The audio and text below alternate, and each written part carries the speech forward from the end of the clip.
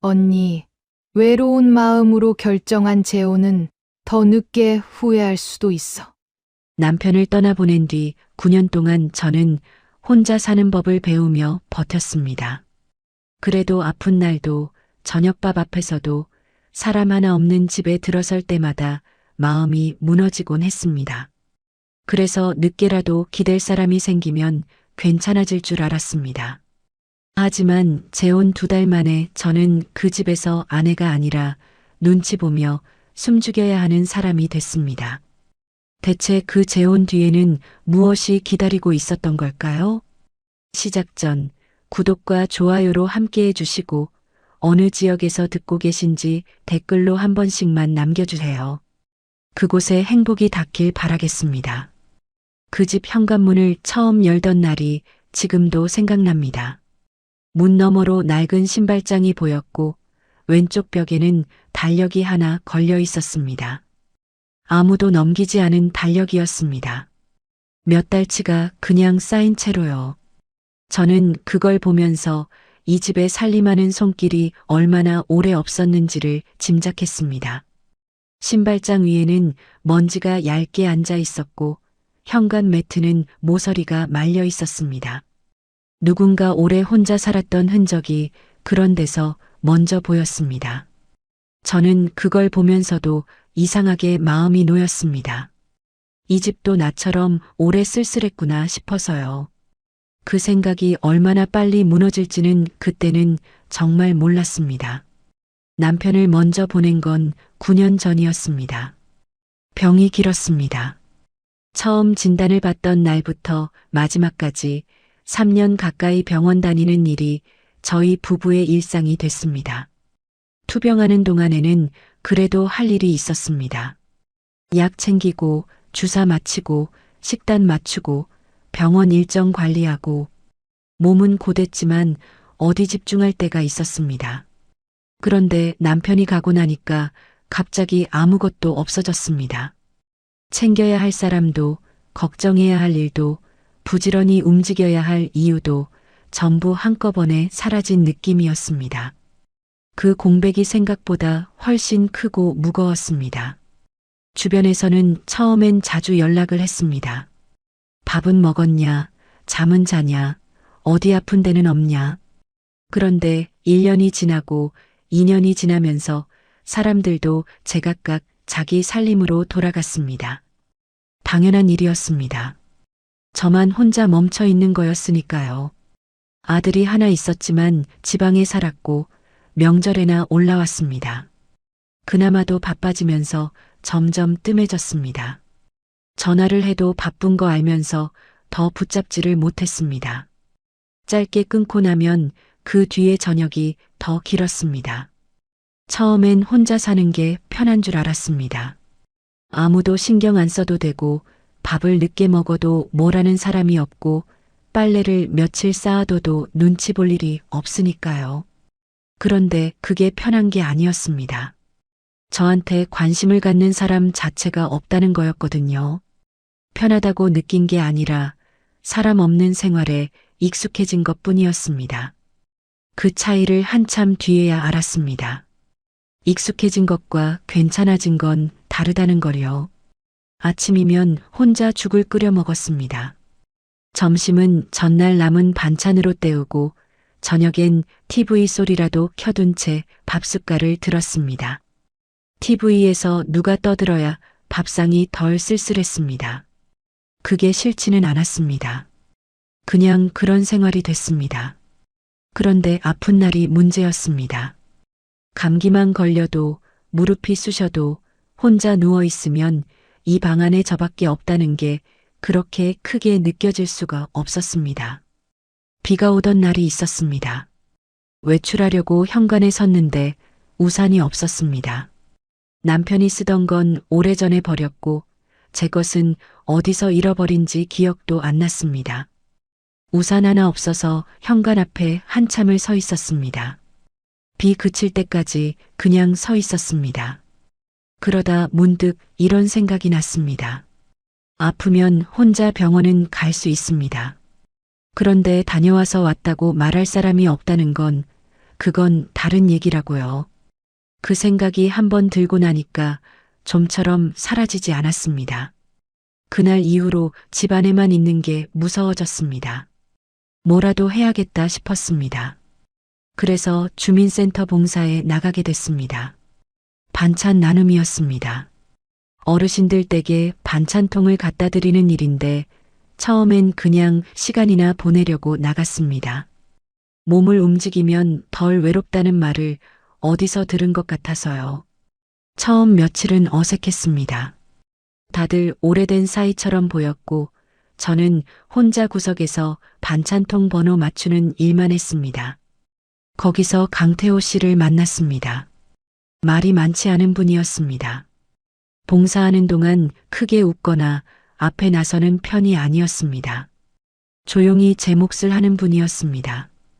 그런데 이상하게 옆에 있으면 긴장이 풀렸습니다. 제가 반찬통 뚜껑을 잘못 맞추고 있으면 소리 없이 와서 바꿔주셨고 무거운 상자를 들려고 할 때면 말없이 먼저 손이 나왔습니다. 서툰 저를 눈치채도 뭐라 하지 않았습니다. 그냥 자연스럽게 옆에 있었습니다.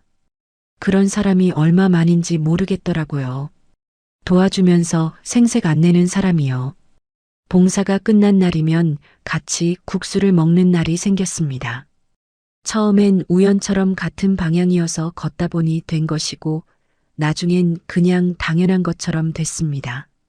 국수 한 그릇 앞에 앉아서 태호 씨는 별 얘기를 다 꺼냈습니다. 세탁소를 하던 친구 이야기, 젊었을 때 공사판에서 밥 먹던 이야기, 딸이 열이 펄펄 끓던 날 밤새웠던 이야기. 특별한 이야기가 아니었습니다. 어디서나 들을 수 있는 평범한 얘기들이었습니다. 그런데 저는 그게 좋았습니다. 오랫동안 아무도 저한테 그냥 일상 이야기를 꺼내준 사람이 없었거든요.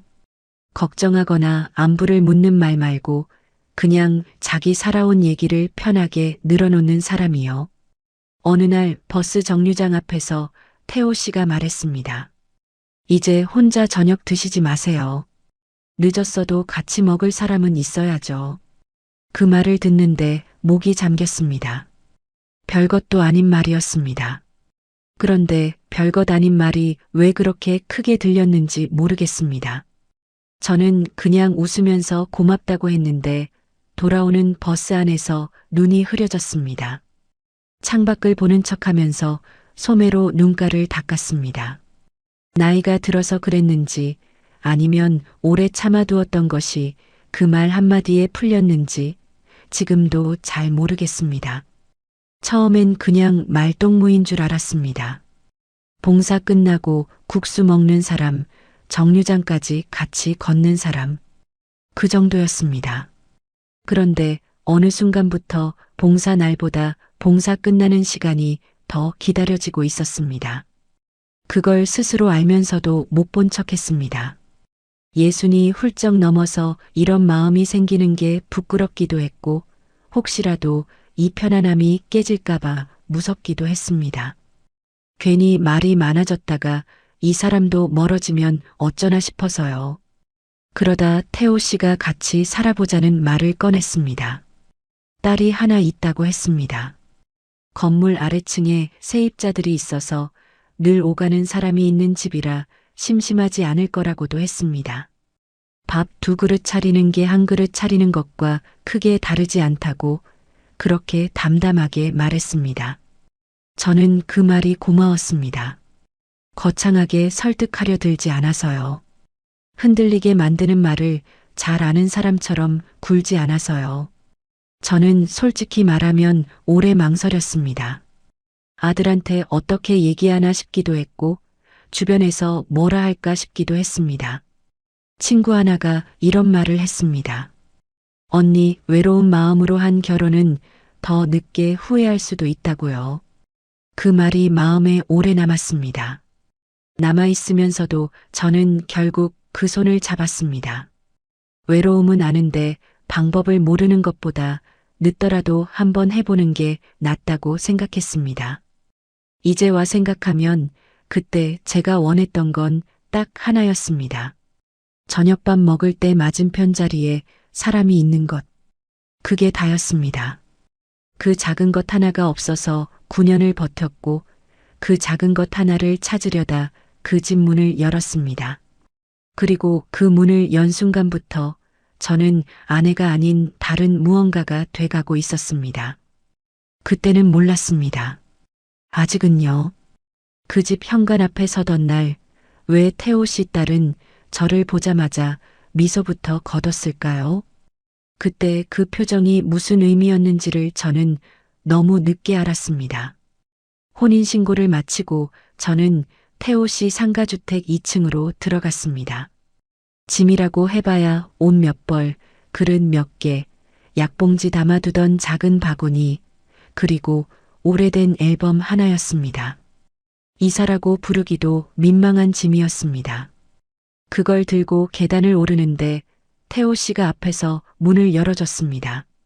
안으로 들어서니 창문 너머로 오후 햇살이 들어오고 있었습니다. 낡았지만 밝은 집이었습니다. 저는 그 빛을 보면서 잘됐다 싶었습니다. 그 마음이 얼마나 짧았는지는 나중에야 알았습니다. 처음 며칠은 괜찮았습니다. 아침에 같이 식탁에 앉아 된장국을 먹었습니다. 태호 씨는 국이 조금 짜도 맛있다고 했고 저는 그 말이 좋았습니다. 오랜만에 밥상 앞에서 맛있다는 소리를 들었거든요. 오후엔 상가 앞 화분에 물을 줬습니다. 태호 씨가 한동안 신경을 못 썼는지 화분 흙이 바싹 말라 있었습니다. 저는 물을 흠뻑 주면서 이런 것들을 내가 챙길 수 있겠다 싶었습니다. 저녁엔 아래층 세탁소에서 올라오는 세제 냄새를 맡으며 나란히 TV를 봤습니다. 별 대화가 없어도 옆에 사람이 있다는 것만으로 달랐습니다. 저는 그렇게 하루하루가 조금씩 괜찮아지고 있다고 생각했습니다. 딸 수진도 처음엔 웃었습니다. 첫날 인사를 할 때 수진은 이렇게 말했습니다. 아버지 외롭지 않게 해주셔서 감사해요. 그 말에 저도 마음을 놓았습니다. 처음부터 어색하게 굴면 어쩌나 했는데 이렇게 먼저 인사를 건네주니 다행이다 싶었습니다. 딸 입장에서 새어머니를 받아들이는 게 쉬운 일이 아니라는 걸 저도 압니다. 그러니 이렇게라도 웃어주는 게 고마웠습니다. 아직 서먹하지만 시간이 지나면 나아지겠지. 그렇게 생각했습니다. 그런데 2달쯤 지나자 이상한 일들이 하나씩 생기기 시작했습니다. 수진이 예고도 없이 들이닥치는 날이 늘었습니다. 처음엔 아버지 얼굴 보러 왔다고 했습니다. 그런데 올 때마다 하는 행동이 비슷했습니다. 현관에 들어서자마자 신발을 벗지도 않고 부엌으로 먼저 갔습니다. 냉장고 문을 열고 안을 들여다보고 반찬통 뚜껑을 열었다 닫았다 했습니다. 김치통 옆에 뭐가 있나, 반찬은 몇 가지나 있나, 이런 걸 확인하듯 둘러봤습니다. 저는 처음엔 그냥 습관인가 보다 했습니다. 자기 집처럼 드나들던 버릇이 있는 거겠지 싶었습니다. 그런데 어느 날은 관리비 봉투가 들어있는 서랍까지 자연스럽게 열었습니다. 저는 그 모습을 보면서 속으로 움찔했습니다. 그냥 뭔가를 찾는 건지 아니면 확인하려는 건지 그 경계가 애매했습니다.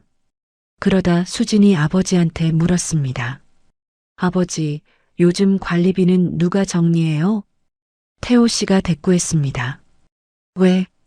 그냥요. 나중에 복잡해지면 안 되니까요. 짧은 대화였지만 저는 그 말이 마음에 걸렸습니다. 나중에 복잡해지면 안 된다는 게 제가 들어오고 나서 복잡해질 수 있다는 말처럼 들렸거든요. 아닐 수도 있다고 스스로 달랬습니다. 그냥 꼼꼼한 성격인가 보다고요. 사위 박정우는 더 노골적이었습니다. 아래층 세탁소 세입자분이 월세 입금 날짜를 확인하러 올라왔을 때였습니다. 저도 마침 거실에 있었는데 사위가 저를 보면서 말했습니다. 아주머니가 이런 돈 만지는 건 조심하셔야 해요. 저는 그 말을 듣고 얼굴이 굳었습니다. 세입자분도 있는 자리였습니다. 저는 돈을 만진 적이 없었습니다. 관리비 통장에 손 뗀 적도, 월세를 확인한 적도 없었습니다. 그냥 거실에 앉아 있었을 뿐입니다. 그런데 그 말이 나오는 순간 세입자분 눈빛이 미묘하게 달라졌습니다. 저를 한번 흘깃 보고 시선을 내렸습니다. 그 시선이 뭔가를 의심하는 것처럼 느껴졌습니다. 저는 바로 따지지 못했습니다.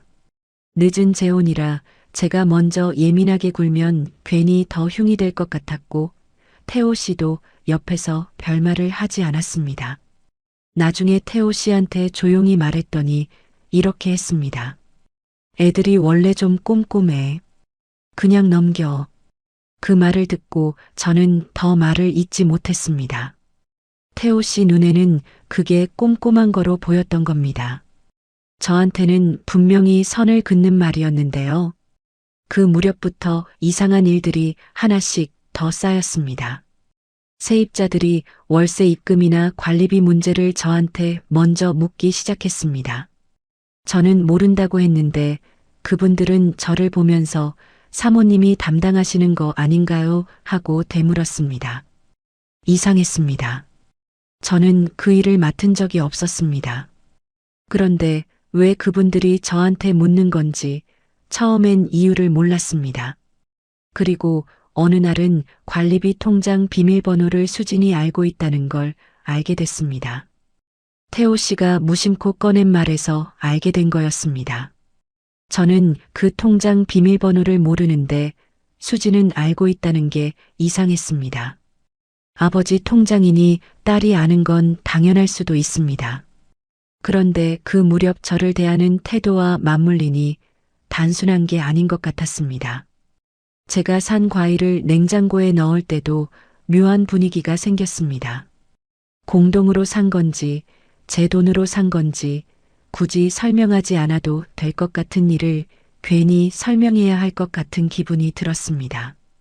그 기분이 하루 이틀도 아니고 매일 쌓이니까 냉장고 문 여는 것도 눈치가 보이기 시작했습니다. 내가 사온 음식인데, 내가 쓴 돈인데 왜 이런 기분이 드나 싶었습니다. 그러다 수진이 현관 비밀번호를 바꾸자는 말까지 꺼냈습니다. 아버지한테 한 말이었지만 저도 있는 자리에서였습니다. 이유는 따로 말하지 않았습니다. 그냥 요즘 바꾸는 게 좋다고만 했습니다. 저는 그 말을 듣고 아무 말도 하지 않았습니다. 그 집에 들어온 지 2달이 채 안 된 사람이 현관 비밀번호 바꾸는 일에 의견을 낼 처지가 아니라는 걸 알았거든요. 그 사실이 오히려 더 쓸쓸했습니다. 결정적인 말은 그 다음에 나왔습니다. 어느 날 수진이 저를 똑바로 보며 말했습니다. 아버지 재산에 손 떼는 일은 없으셨으면 좋겠어요. 그 말을 듣는 순간 숨이 막혔습니다. 화가 나면서도 얼굴이 화끈거렸습니다. 저는 그 집에 제 짐을 풀고 밥을 하고 빨래를 개고 화분에 물을 주며 살았습니다. 태호 씨 밥상을 차리고 아래층 세입자분들 오면 인사하고 집안 구석구석 쓸고 닦았습니다. 그런데 수진 눈에 저는 재산에 손 뗄 수 있는 사람이었습니다. 경계해야 할 사람이었습니다. 저는 그 말을 듣고도 바로 대꾸하지 않았습니다. 뭔가 말을 해야 할 것 같은데 입이 떨어지지 않았습니다. 억울하다고 하면 더 의심받을 것 같았고 괜찮다고 하면 거짓말이었습니다. 그냥 입을 다물고 있었습니다. 그게 제가 할 수 있는 전부였습니다. 그날부터였습니다. 밥 먹는 일도 눈치가 보였습니다. 냉장고 여는 것도 서랍 여는 것도 통장 꺼내는 것도 전부 누군가 보는 것 같았습니다. 집 안에 있는데 집에 없는 사람 같은 기분이었습니다. 아무것도 하지 않아도 뭔가 잘못하고 있는 것 같은 느낌. 그게 매일 아침부터 저녁까지 이어졌습니다. 그리고 저는 그 느낌에 익숙해져 가고 있었습니다. 그게 더 무서웠습니다. 9년 동안 혼자 살면서 외로웠던 건 아무도 없어서였습니다.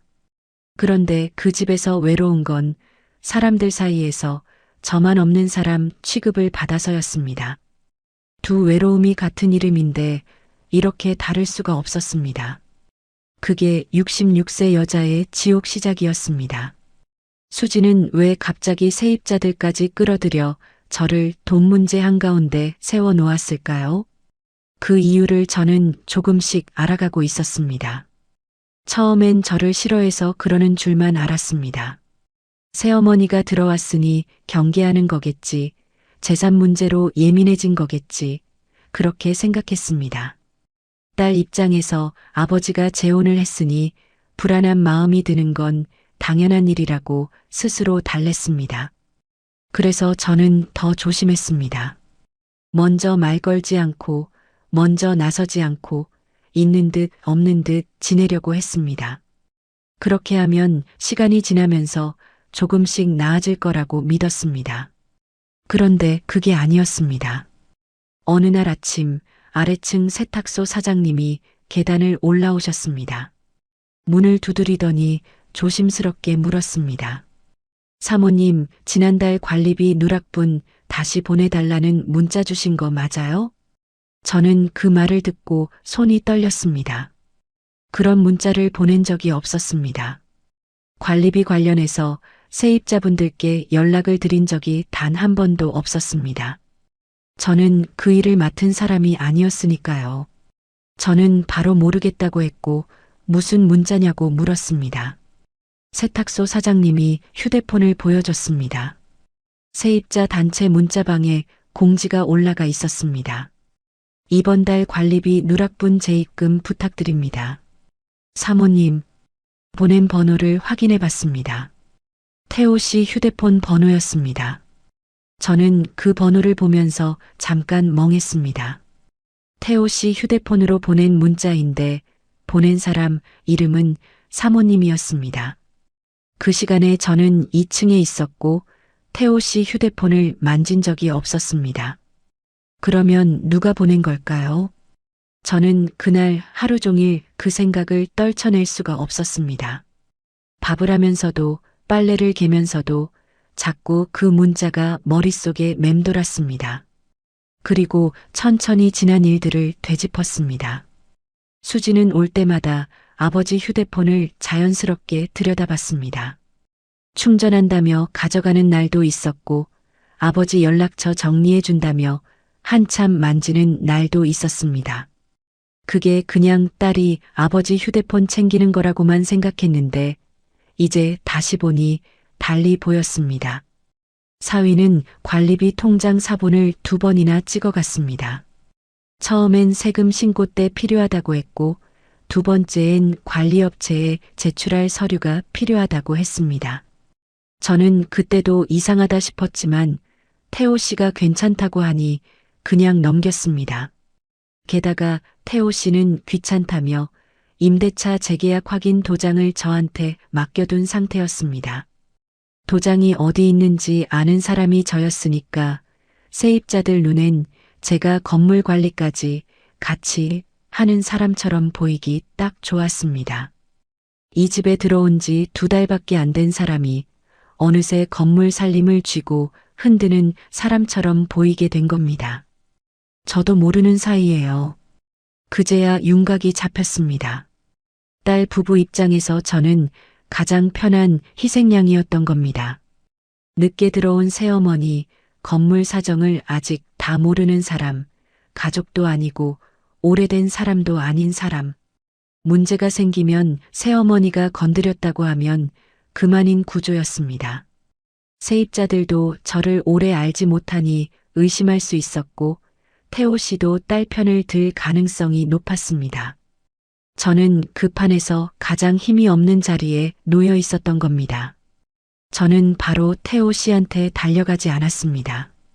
일단 문자 캡처를 저장했습니다.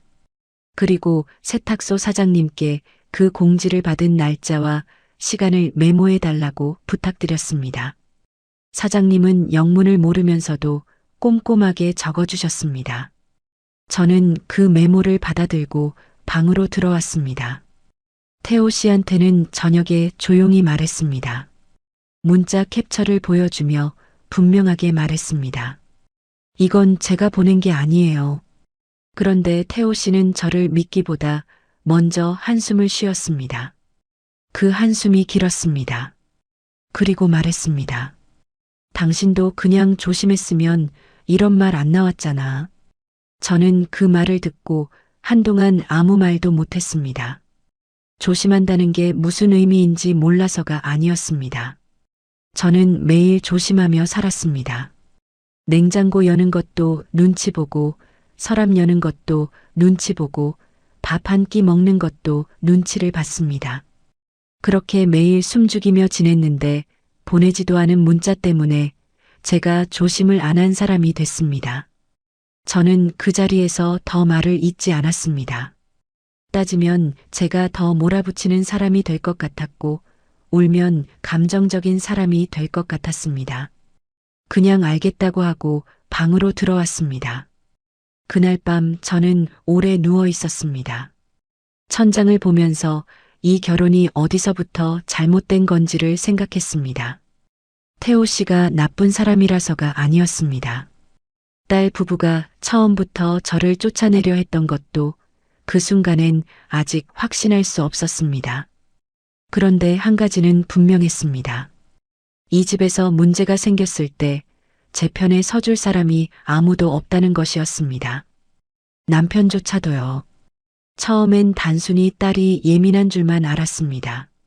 그런데 그제야 알았습니다. 저를 이 상황으로 끌고 들어온 건 수진 부부만이 아니라 끝까지 제 편에 서지 않는 남편이라는 거요. 믿어주지 않는 것과 모른 척하는 것은 다릅니다. 태호 씨는 모른 척하는 게 아니라 처음부터 딸 쪽이 편한 사람이었던 겁니다. 저는 그걸 인정하는데 그날 밤이 꼬박 걸렸습니다. 그래도 저는 바로 나가지 못했습니다. 혼인신고한 지 얼마 되지도 않았습니다. 또 실패했다는 소리를 듣고 싶지 않았습니다. 주변에서 그러니까 조심했어야지 할 것 같았고 아들한테도 걱정을 끼치고 싶지 않았습니다. 게다가 제가 먼저 문제를 만들었다는 말은 더더욱 듣고 싶지 않았습니다. 태호 씨가 맡겨둔 재계약 도장이 아직 제 손에 있는 상태였으니까요. 제가 먼저 나가버리면 그 도장 때문에라도 제가 뭔가 잘못한 것처럼 될 수 있었습니다. 그래서 저는 버티기로 했습니다. 대신 달라진 게 있었습니다. 그날부터 저는 그냥 살림하는 사람이 아니라 기록하는 사람이 됐습니다. 관리비 통장 입출금 내역을 날짜별로 정리하기 시작했습니다. 세입자 입금표도 따로 메모했습니다. 수진이 집에 올 때마다 있었던 일, 사위가 한 말, 문자가 발송된 시각, 그날 제가 어디 있었는지까지 작은 공책에 적었습니다. 크게 달라 보이는 행동은 하지 않았습니다. 밥도 하고 빨래도 개고 화분에도 물을 줬습니다. 겉으로는 그냥 전과 똑같이 살았습니다. 그런데 속으로는 달랐습니다. 밥을 하면서도 머릿속으로는 어디서 어떤 증거가 더 필요한지를 생각했습니다. 세입자분들과 짧게 인사를 나누면서도 혹시 더 아는 게 있는지를 자연스럽게 살폈습니다.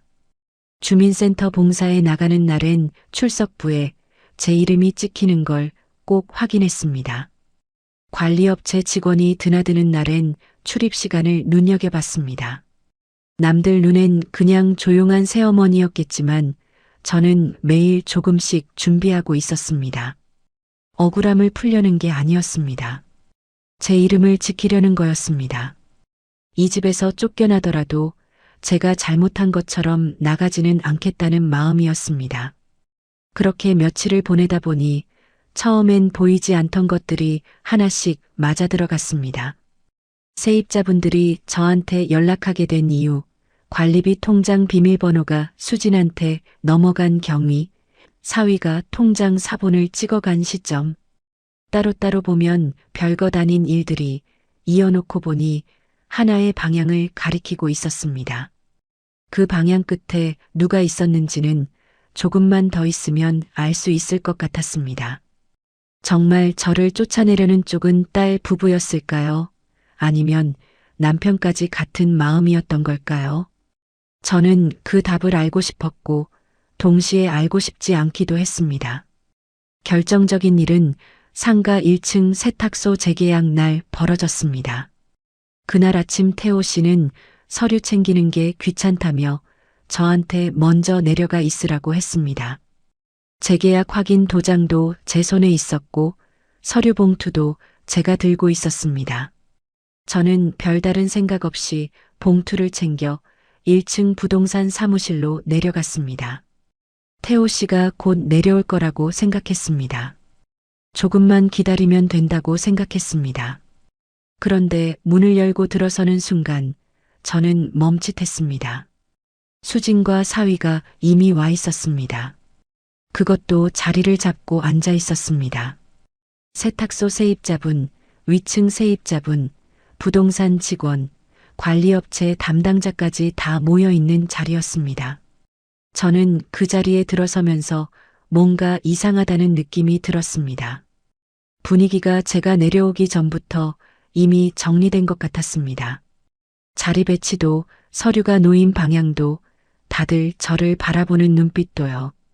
저는 그냥 안으로 들어가 빈자리에 앉으려고 했습니다. 그때 수진이 먼저 입을 열었습니다. 이분은 계약에 관여하실 분 아니에요. 그냥 같이 사는 분이에요. 그 말이 떨어지는 순간 사람들 시선이 한꺼번에 저한테 쏠렸습니다. 저는 손에 들고 있던 서류 봉투만 꼭 쥐고 있었습니다. 얼굴이 화끈거렸습니다. 그냥 같이 사는 분. 그 말이 귀 안에서 맴돌았습니다. 혼인신고를 한 사람이 매일 그 집에서 밥을 하고 빨래를 개고 화분에 물을 주던 사람이 사람들 앞에서 그냥 같이 사는 분이 됐습니다. 저는 그 자리에서 바로 대꾸하고 싶었습니다. 그런데 입이 떨어지지 않았습니다. 세입자분들도 있고 부동산 직원도 있고 처음 보는 관리업체 사람까지 있는 자리였습니다. 그 앞에서 제가 목소리를 높이면 어떻게 보일지가 먼저 생각났습니다. 감정적인 새어머니, 돈 때문에 끼어드는 여자. 그렇게 보이고 싶지 않았습니다. 그래서 저는 그냥 서 있었습니다. 사위는 거기서 멈추지 않았습니다. 도장도 건드리지 마세요. 나중에 문제 생기면 책임지실 거예요? 그 말을 듣는 순간 부동산 직원이 저를 한번 흘깃봤습니다. 세탁소 사장님도 시선을 내렸습니다. 관리업체 담당자는 볼펜을 만지작거렸습니다. 아무도 말을 하지 않았습니다. 그 침묵이 저한테는 동의처럼 느껴졌습니다. 이 사람 말이 맞는 것 같다는 침묵이요. 2달 전까지만 해도 저더러 아버지 외롭지 않게 해줘서 고맙다고 하던 사람이었습니다. 처음 인사 나눌 때 웃으면서 잘 부탁드린다고 했던 사람이었습니다. 그런데 세입자들 앞에서는 저를 돈 노리고 들어와 건물 일에 끼어드는 여자처럼 만들고 있었습니다. 그 변화가 너무 빠르고 너무 뚜렷해서 오히려 더 어지러웠습니다. 처음부터 이렇게 할 생각이었던 건지 아니면 어느 순간 결심이 선 건지 그게 더 궁금했습니다. 저는 태호 씨가 내려오면 한마디는 해줄 줄 알았습니다. 잠시 뒤 태호 씨가 들어왔습니다. 저는 그 사람 눈을 봤습니다. 제 눈을 보면 뭔가 알아챌 거라고 생각했습니다. 지금 제가 어떤 상황에 있는지를요. 그런데 태호 씨는 저를 보지 않았습니다. 자리에 앉으면서 수진 쪽을 보더니 짧게 말했습니다. 오늘은 수진이가 처리해라. 그 말이 그 자리에서 오래 울렸습니다. 저를 변호하지 않았습니다. 오해라고 바로잡지도 않았습니다. 그냥 그 자리에서 저를 지워버렸습니다. 딸한테 다 맡긴다는 그 짧은 말 한마디가 수진이 한 말보다 사위가 한 말보다 더 깊이 들어왔습니다. 남편이라는 사람이 제 편에 서지 않은 게 아니라 처음부터 그럴 생각이 없었다는 게 그 순간 분명해졌습니다. 재계약은 수진이 진행했습니다. 저는 그 자리에 있었지만 없는 사람이었습니다. 서류가 오가는 동안 아무도 저한테 말을 걸지 않았습니다. 저도 아무 말을 하지 않았습니다. 손에 들고 있던 서류 봉투를 내려놓지도 다시 챙기지도 못한 채 그냥 앉아 있었습니다. 재계약이 끝나고 사람들이 하나둘 자리를 일어났습니다. 저는 마지막으로 일어났습니다. 아무도 저를 돌아보지 않았습니다. 계단을 올라오는데 다리가 무거웠습니다. 2층 문을 열고 들어서는데 오전에 켜두고 나간 TV 소리가 들렸습니다. 그 소리가 그날따라 왜 그렇게 쓸쓸하게 들렸는지 모르겠습니다. 집에 돌아와도 태호 씨는 오히려 저를 탓했습니다. 당신이 그냥 가만히 있었으면 창피한 일도 없었잖아. 저는 그 말을 듣고 한참 태호 씨를 봤습니다. 가만히 있었으면 창피한 일이 없었다는 말이 이 상황에서 나올 수 있는 말인지 이해가 안 됐습니다. 저는 가만히 있었습니다. 처음부터 지금까지 내내 가만히 있었습니다. 냉장고 뒤지는 것도 참았고, 통장 의심받는 것도 참았고, 보내지도 않은 문자 때문에 의심받는 것도 참았습니다. 그런데 오늘 사람들 앞에서 그냥 같이 사는 분 소리를 들은 게 제가 가만히 있지 않아서라는 말이었습니다. 저는 그 말에 대꾸하지 않았습니다. 대꾸할 말이 없어서가 아니었습니다. 할 말이 너무 많아서였습니다. 그 말들을 전부 꺼내놓으면 이 집에서 제가 어떻게 될지 이미 알고 있었습니다. 그래서 입을 다물었습니다. 그리고 방으로 들어왔습니다.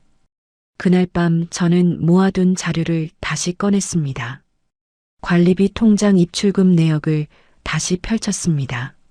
날짜를 하나씩 짚어가면서 확인했습니다. 그러다 빠져있던 마지막 조각 하나가 맞아 들어갔습니다. 돈이 빠져나간 날짜와 사위 통화 기록이 겹쳤습니다. 관리업체 출입 기록과도 맞아떨어졌습니다. 그리고 그날 저는 봉사실에 있었습니다. 출석부에 제 이름이 찍혀 있는 그 시각에 돈이 빠져나가고 문자가 발송됐습니다. 저는 그 자료들을 다시 정리하면서 생각했습니다.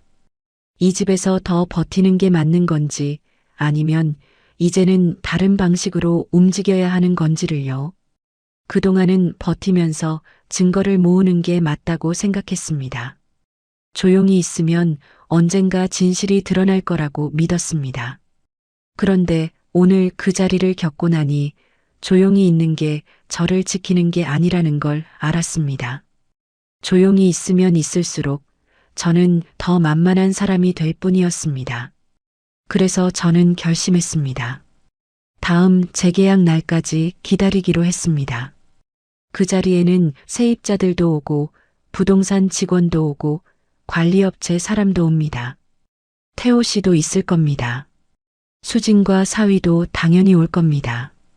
오늘 저를 그냥 같이 사는 분으로 만든 사람들이 전부 다 모이는 자리입니다. 그 자리에서 한 번에 꺼내기로 했습니다. 감정으로 터뜨리는 게 아니라 기록으로 말하기로 했습니다. 저는 그날 밤 자료를 봉투에 차곡차곡 넣었습니다. 계좌이체 내역, 세입자 단체 문자 캡처, 관리업체 출입 기록, 주민센터 출석부 사본. 하나씩 넣으면서 날짜 순서를 다시 맞췄습니다.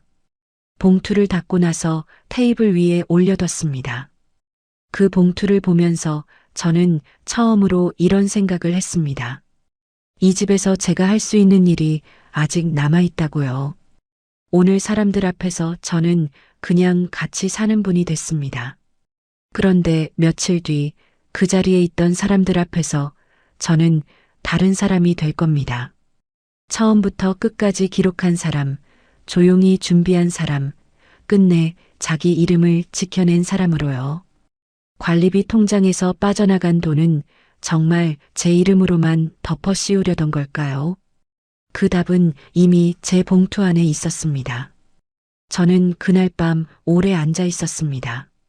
방 안에 불을 켜지 않았습니다. 창문 너머로 아래층 상가 불빛이 희미하게 들어왔습니다. 세탁소 불빛이었습니다.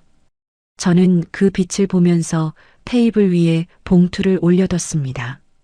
그리고 천천히 꺼내기 시작했습니다. 관리비 통장 입출금 내역, 세입자 입금표 사본, 문자 캡처, 관리업체 출입 기록, 주민센터 출적부 사본. 하나씩 펼치면서 날짜를 다시 맞춰봤습니다. 처음엔 따로따로 있던 것들이 한 줄로 이어지기 시작했습니다. 그 줄의 끝이 어디를 향하는지 이제는 더 이상 모른 척할 수 없었습니다. 관리비 통장에서 빠져나간 돈은 제 계좌가 아니었습니다. 사위 박정우 계좌로 흘러가 있었습니다. 명목은 건물 수리비 선지급이었습니다. 그런데 실제 수리 내역이 없었습니다. 관리업체에 넌지시 확인해 보니 그 기간에 진행된 수리 공사 자체가 없었습니다. 돈은 분명히 빠져나갔는데 그 돈이 실제로 쓰인 흔적이 어디에도 없었습니다. 서류상으로는 수리비였지만 실제로는 아무 근거 없이 사위 통장으로 들어간 돈이었습니다. 저는 그 내역을 보면서 손끝이 싸늘해졌습니다. 이걸 모른 척하고 넘어갔으면 나중에 문제가 터졌을 때 제 이름이 먼저 불렸을 겁니다. 건물 일에 관여했던 사람, 도장을 쥐고 있던 사람, 새로 들어온 사람. 그 세 가지가 다 저였으니까요. 관리업체 출입 기록도 다시 확인했습니다. 돈이 빠져나간 날 상가에 드나든 사람은 사위뿐이었습니다. 태호 씨는 그날 오전부터 병원 예약이 있어서 나가 있었고 저는 주민센터 봉사실에 있었습니다. 봉사실 출석부에 제 이름이 그날 오전 시각에 정확하게 찍혀 있었습니다. 저는 그 자리에 없었다는 게 기록으로 남아 있었습니다. 누군가 나중에 저를 의심하더라도 그 기록이 먼저 말해줄 수 있었습니다. 세입자들한테 보낸 문자도 다시 들여다봤습니다. 태호 씨 휴대폰으로 발송된 시각을 확인했습니다. 그 시각이 사위와 통화한 직후였습니다.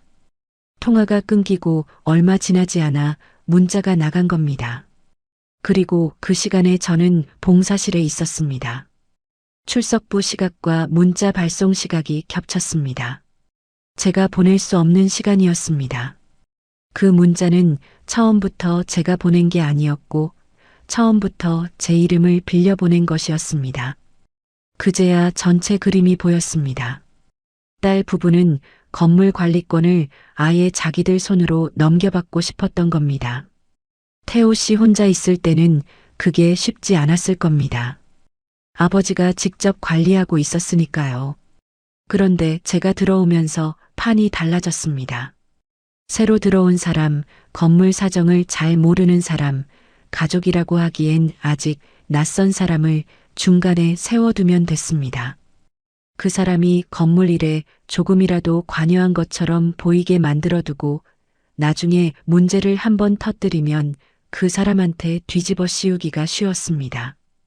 저는 그 판에서 가장 힘이 없는 자리에 앉혀진 거였습니다.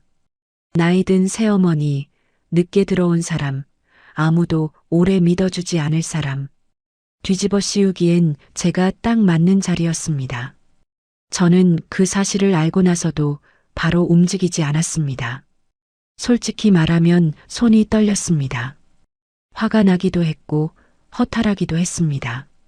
억울함이 올라오는데 그걸 꾹 누르는 게 쉽지 않았습니다. 이 집에서 밥을 하고 빨래를 개고 화분에 물을 주며 지낸 시간들이 한꺼번에 머릿속을 지나갔습니다. 처음 이 집 현관문을 열던 날 달력이 몇 달째 넘겨지지 않은 걸 보면서 내가 챙겨야겠다고 생각했던 그 마음까지요. 그 마음이 이렇게 쓰일 줄은 몰랐습니다.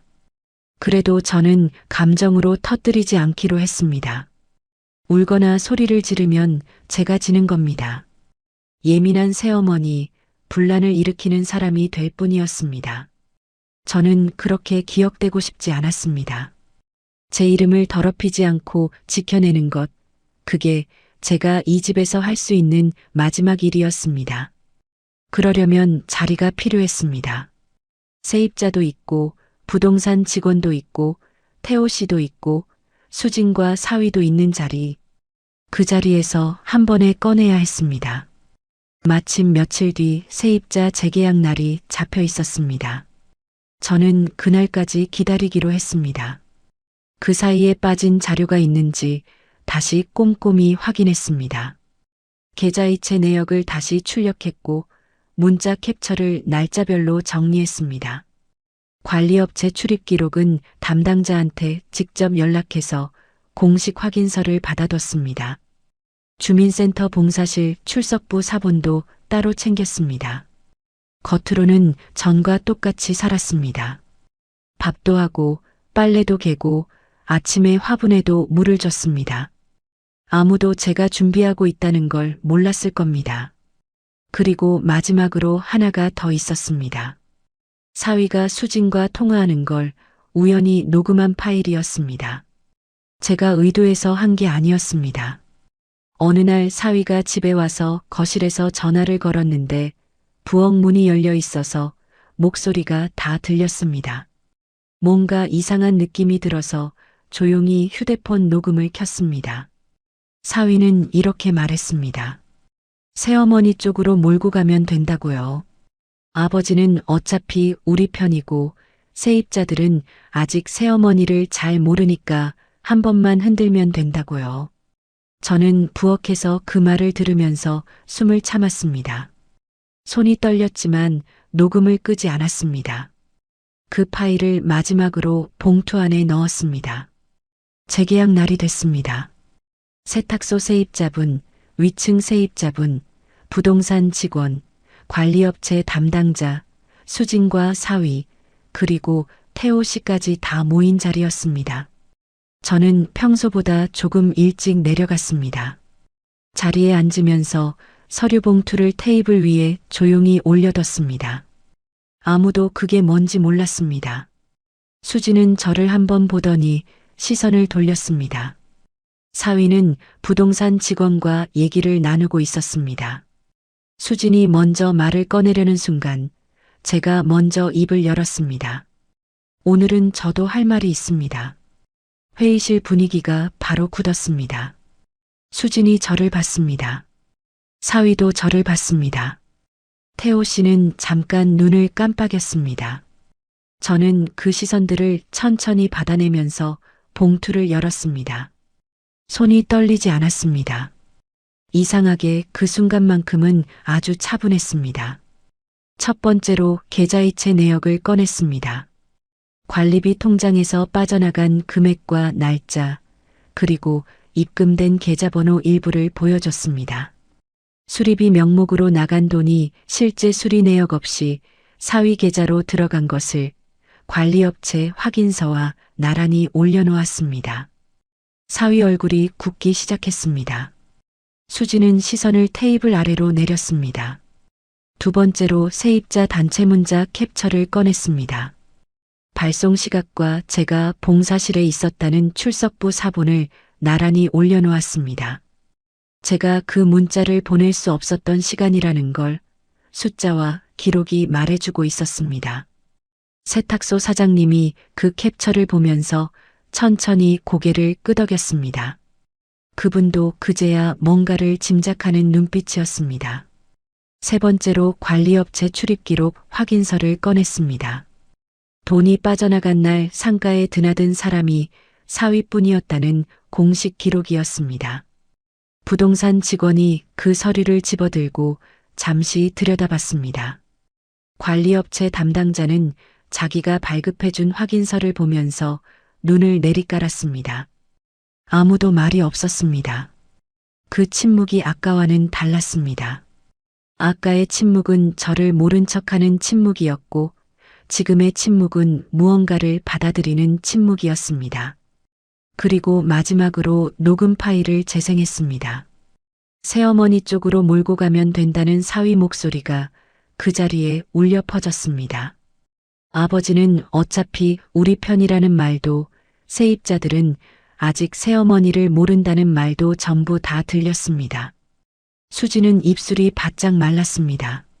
사위는 시선을 어디 둬야 할지 모르는 것 같았습니다. 세입자분들은 서로 눈치를 봤습니다.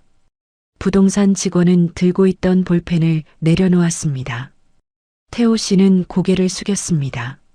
저는 임대차 재계약 도장을 테이블 위에 올려놓고 조용히 말했습니다. 이제부터 저는 이 건물 일에 손대지 않겠습니다. 대신 제 이름으로 뒤집어 씌운 일은 끝까지 바로잡겠습니다. 그 말을 하는 동안 목소리가 떨리지 않았습니다. 오래 참은 것이 그 순간 단단함이 됐는지도 모르겠습니다. 수지는 아버지를 걱정해서 그랬다고 했습니다. 사위는 오해가 있었다고 했습니다. 그런데 그 말들이 더 이상 저한테 닿지 않았습니다. 변명은 기록 앞에서 힘이 없었습니다. 태호 씨는 그날 처음으로 고개를 들지 못했습니다. 딸 편을 들어주던 그 사람이 막상 기록 앞에서는 아무 말도 하지 못했습니다. 저는 그 모습을 보면서 이상하게 아무 감정도 올라오지 않았습니다. 화가 나지도 않았고 측은하지도 않았습니다. 그냥 멀리서 보는 것 같았습니다. 오래 기다렸던 순간인데 막상 그 자리에 오니 생각보다 담담했습니다. 판은 분명 뒤집혔습니다. 그런데 이상하게 마음이 시원하지 않았습니다. 억울함은 풀렸는데 그 자리에 남은 게 홀가분함이 아니라 차가운 고요함이었습니다. 이 집에서 이겼다는 생각보다 이 집에서 이렇게까지 싸워야 했다는 사실이 더 크게 남았습니다.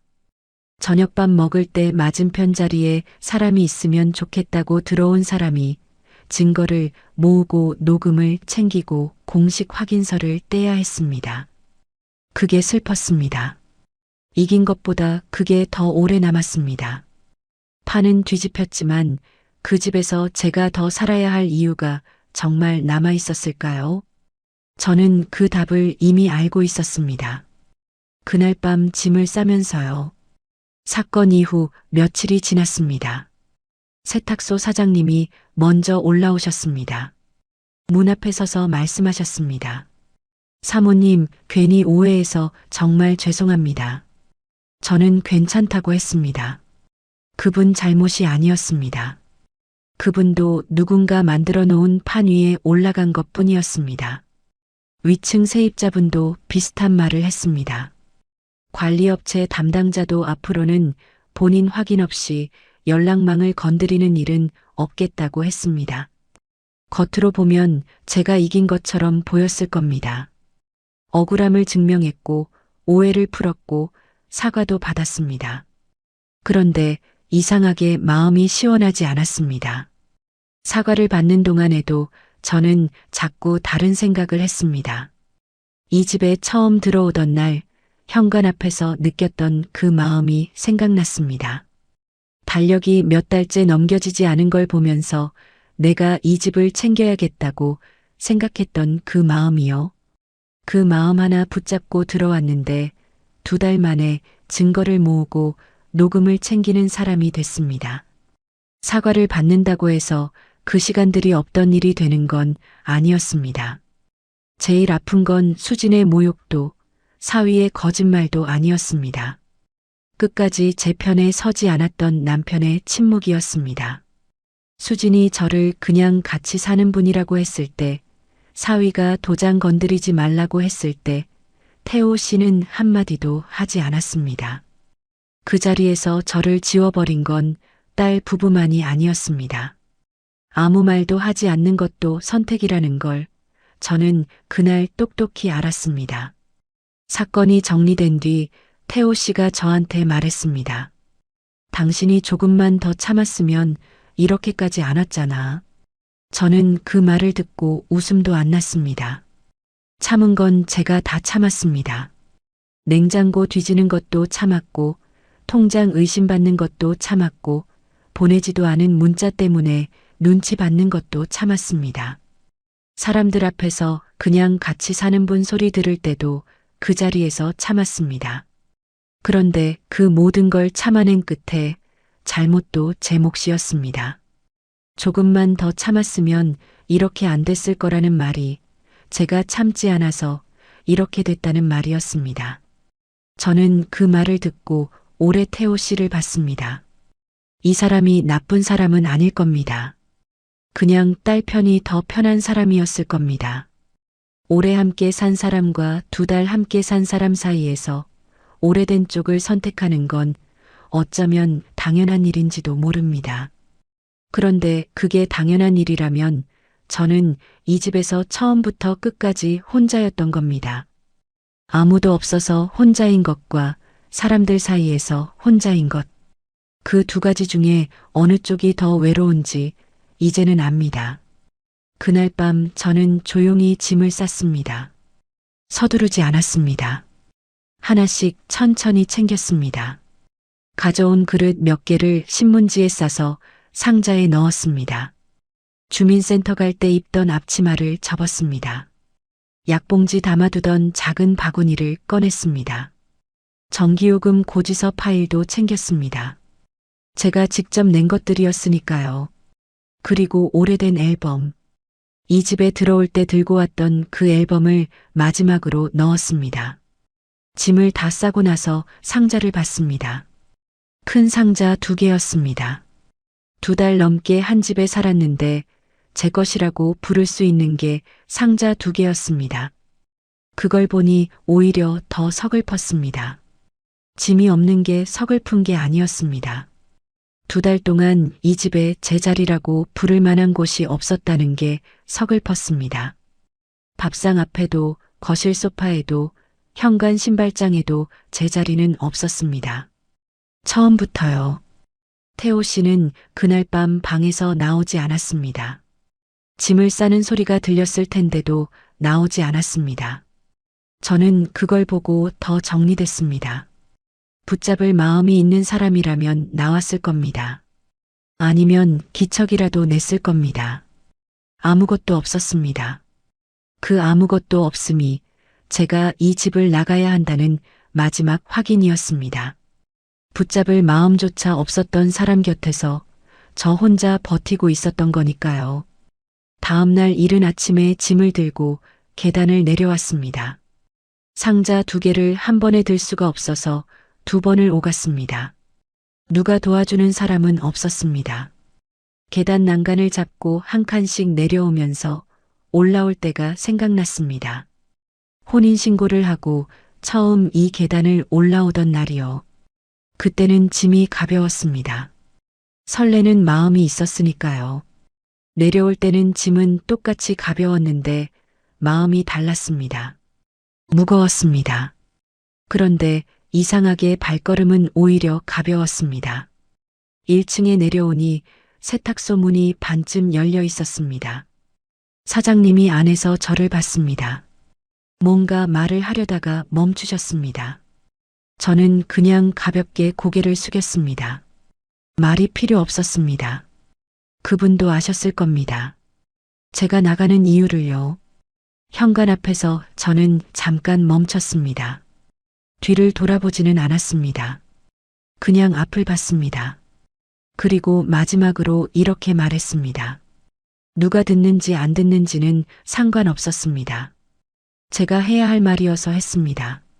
저는 외로워서 결혼했지 모욕받으려고 들어온 건 아닙니다. 그 말을 하고 나서 문을 열었습니다. 바깥 공기가 들어왔습니다. 아침 공기였습니다. 차가웠지만 깨끗했습니다. 저는 상자를 들고 걸었습니다. 돌아오는 길이 멀지 않았습니다. 제가 9년 동안 살던 집은 그 상가주택에서 버스로 2정거장 거리였습니다. 짐을 들고 버스를 탔습니다. 창밖을 보면서 이런저런 생각을 했습니다. 주민센터 봉사를 다시 나갈 수 있을지, 아는 사람들이 뭐라고 할지, 아들한테는 어떻게 얘기해야 할지 생각이 많았습니다. 그런데 이상하게 마음은 조금씩 가벼워지고 있었습니다. 집에 돌아와서 짐을 풀었습니다. 그릇을 원래 자리에 돌려놓고 앞치마를 원래 걸어두던 못에 걸었습니다. 오래된 앨범을 책장 위에 올려뒀습니다. 모든 게 제자리로 돌아왔습니다. 저도 제자리로 돌아온 거였습니다. 그 생각이 드는데 눈이 흐려졌습니다. 서러워서가 아니었습니다. 여기가 제 자리였다는 게 이제야 실감이 나서였습니다. 며칠이 지나서 주민센터 봉사에 다시 나갔습니다. 처음엔 사람들이 쳐다보는 것 같아서 고개를 못 들었습니다. 뭔가 수군거리는 것 같기도 했습니다. 그런데 나중에 생각해 보니 그건 제 마음이 만들어낸 것이었습니다. 아무도 제 사정을 자세히 알지 못했고 알고 싶어 하지도 않았습니다. 다들 자기 반찬통 맞추느라 바빴습니다. 저도 그냥 제 반찬통을 챙겼습니다. 봉사가 끝나고 혼자 국수를 먹었습니다. 맞은편 자리가 비어 있었습니다. 그 빈자리를 보면서 이런 생각을 했습니다. 저는 그 자리를 채우려다가 너무 먼 데까지 갔던 것 같다고요. 빈자리가 무서워서 아무 자리나 붙잡은 거였다고요. 그런데 막상 자리를 채우고 나서 더 외로웠습니다. 그건 제가 원하던 자리가 아니었으니까요. 내 편 하나 없는 집보다 혼자여도 마음 편한 방 한 칸이 낫다는 걸 이제는 압니다. 그때만 해도 가족이 있어야 덜 외로운 줄 알았습니다. 가족이라는 말이 외로움을 막아주는 줄 알았습니다. 그런데 이제는 압니다. 가족이라는 이름이 있어도 내 편이 아닌 사람과 사는 건 혼자 사는 것보다 더 고립될 수 있다는 걸요. 외로움은 사람의 숫자로 채워지는 게 아니었습니다. 그 사람이 진짜로 내 편인지 아닌지가 더 중요했습니다. 늦게 배웠지만 그래서 더 분명히 알게 됐습니다. 저는 쫓겨난 게 아닙니다. 딸 부부가 저를 내쫓은 게 아닙니다. 태호 씨가 저를 내보낸 것도 아닙니다. 제가 스스로 결정하고 제 발로 걸어 나온 겁니다. 그 차이가 저한테는 중요했습니다. 작은 차이처럼 보일 수 있지만 그 차이가 제 존엄을 지켜줬습니다. 쫓겨난 사람과 나온 사람은 다릅니다. 저는 나온 사람입니다.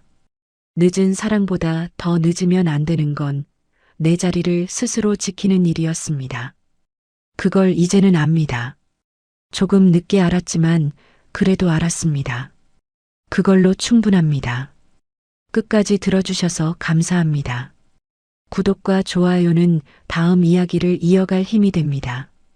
그리고 주인공에게 한 줄 응원을 댓글로 남겨주시면 그 마음까지 함께 전해두겠습니다.